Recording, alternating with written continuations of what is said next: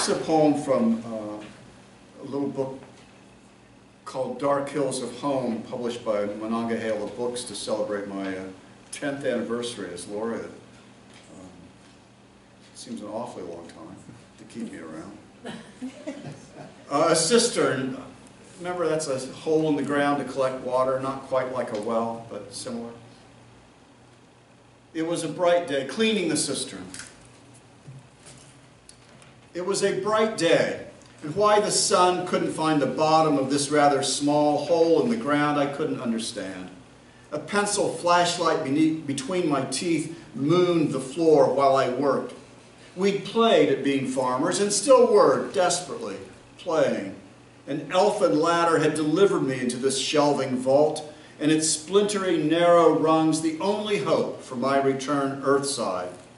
A dented pail was tied to a rope and lowered down as I squelched and patted a small circle in the cistern's bottom, scraping shovelful after shovelful of oily muck into that pail, and you'd haul it back up into where I hoped sunlight still lived. Drought the year before, well gone dry, we now realize this cistern might see us through instead of the expense of daily runs to town for store-bought water. So this year we hope this suffocatingly hot, claustrophobically close exercise might return this ancient hole to its rightful place. You were tired. Buckets of heavy water had come before this final muck.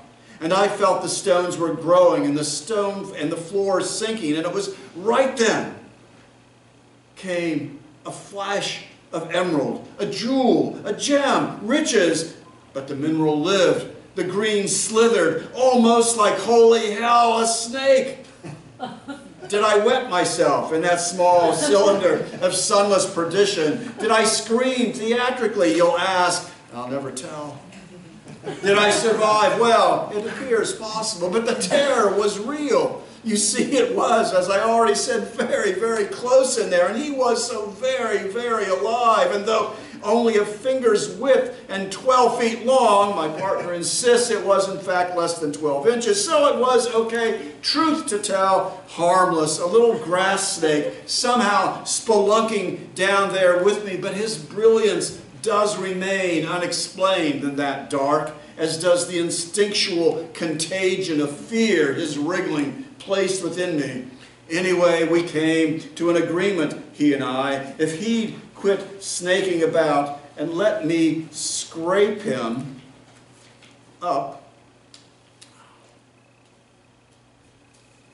into the elevator pail, I'd let him live. And he'd likewise do the same for me, and so the arrangement was made, and he lived, I trust, to make more snakes, and I made a cistern live again, enabling resurrection in an Eden more real than I'd expected, never believing that old story about the snake, about it even being possible to be caught unawares.